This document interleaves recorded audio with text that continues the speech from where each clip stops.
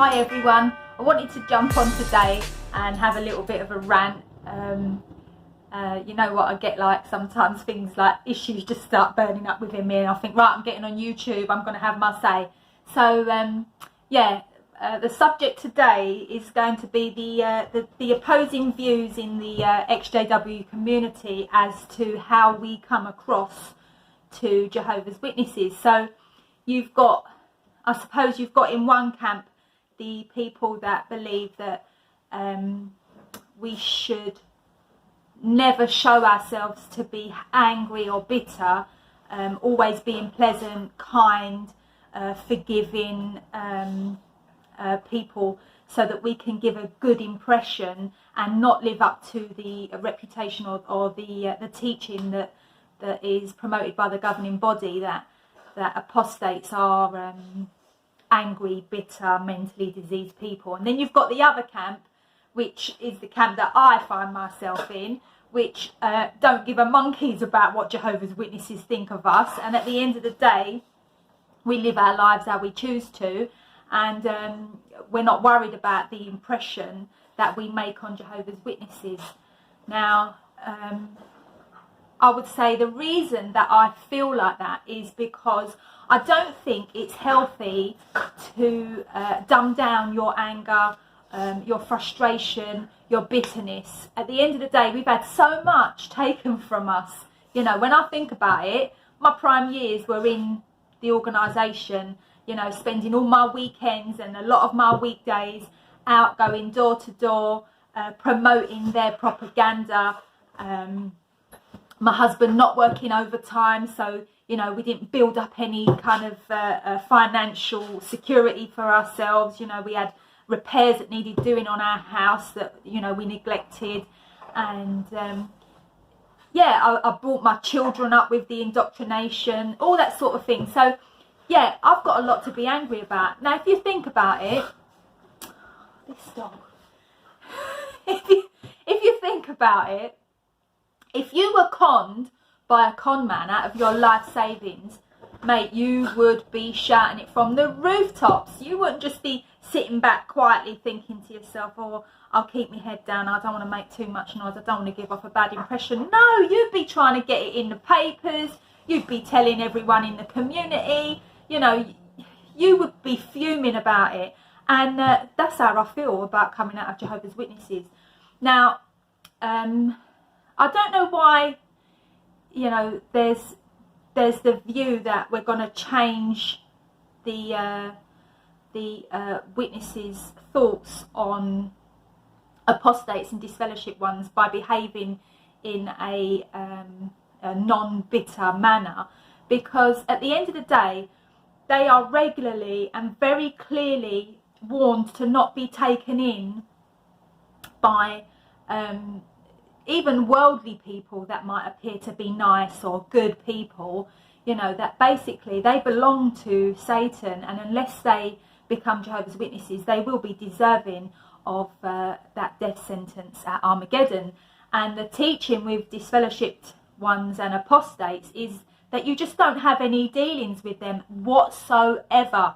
So you trying to be a good person and trying to be nice, they're not going to see it anyway, because if they're a proper believing Jehovah's Witness, they ain't going to see nothing you do. They've got no interest in what you're doing or what you're getting up to in your life.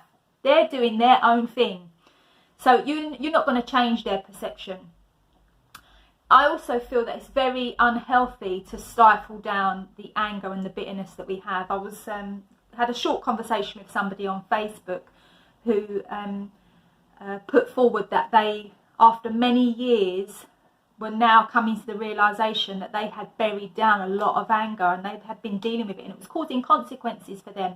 And now they're starting to acknowledge it and to take steps to move forwards from that.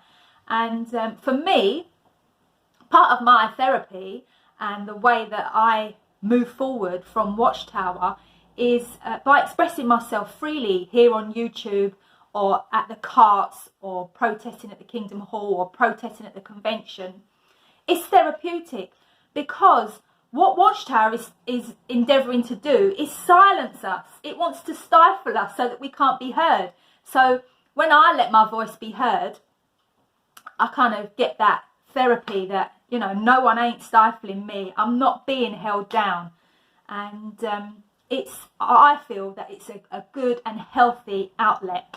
So I would say, don't try and live your life like you're still a Jehovah's Witness. You know, you're free from Watchtower. So if you're walking around still trying to give off a good impression and be some kind of upstanding witness-like person, you're still under Watchtower. Why are you tailoring your life to fit in or to appease or to, you know, try and change them? I'm not telling anyone to do bad stuff, you know. I'm just saying, live your life. Why are we concerned about what they think of us? I am no longer in Watchtower. I behave and I think what I want. And no one ain't going to tell me no different. Now, I'm sure that the witnesses do think in my area, you know, what the hell has happened to Vicky? She's turned into a crazy apostate. I am cool with that. I couldn't give a monkey's what they think of me, because at the end of the day, they're in a cult. They think what they are taught to think. Nothing I do is going to make them have a good impression of people that leave the organisation. The only way that I'm going to make a good impression on them is to return to Jehovah, which is never going to happen. So, yeah, I might go up and challenge them at the carts. And believe me, when they shun me on the street, I call them out on it. I make them make the choice whether to shun or not.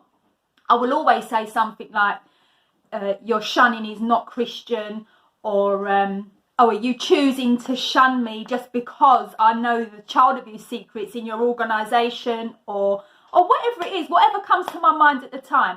You know, one time I was in the local Tesco's and I got behind one of our local elders in the queue, and he'd put all his stuff on the conveyor belt, so he couldn't then move on.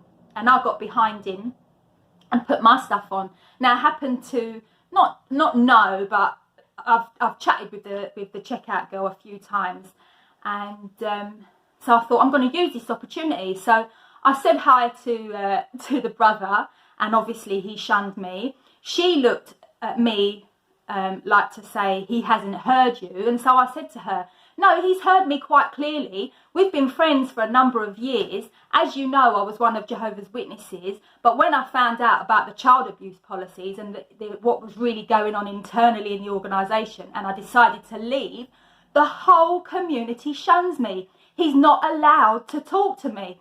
And, you know, obviously he was mortified. But I got my point across, and the girl was just standing there, and there were other people listening as well. And this is the kind of thing that I do. I find it therapeutic, because at the end of the day, they've got to be challenged on their beliefs. Let me tell you what it used to do for me when disfellowshipped ones would avoid eye contact with me if they saw me on the street, or if they would cross the road to avoid me, or they wouldn't be in places where they thought that I would be at certain times. You know what that did for me? It made me justify the shunning. In my mind, I was thinking to myself, yeah, you feel shame. That's why you're putting your head down. You know that you need to return to Jehovah. The shunning is working. That's what it did to me in my mind. You know, obviously, I regret that now. But I'm never going to have somebody think that of me, that I've got shame for anything that I do or the way that I live my life. I ain't got no shame. You know, I'm an upfront, open person, and I'm not living my life according to presenting an image to anybody, or trying to give a good witness in the sense of being an ex-Jehovah's Witness. You know, I'm not looking to appease them in any way. Do you know what I mean? I'm not a Jehovah's Witness. I don't live by their standards, and I don't care who knows it. I challenge them when I see them. I protest, I make videos, you know, I do what I want to do. I live my own life in the way that I want to live it. And, you know, they will wake up when they're ready to wake up. When they see the crap that I saw, you know, it will move them to wake up. My little bit of behaviour it's not going to affect them in the slightest. You know, I was never affected by the behaviour, apart from just justifying in my mind that I was in the truth. So, yeah, live your life, man. And if you're angry, there's nothing wrong with that. It's a human emotion. We've got every right to be angry. I still say it, like I always say it, down with the tower. Bye.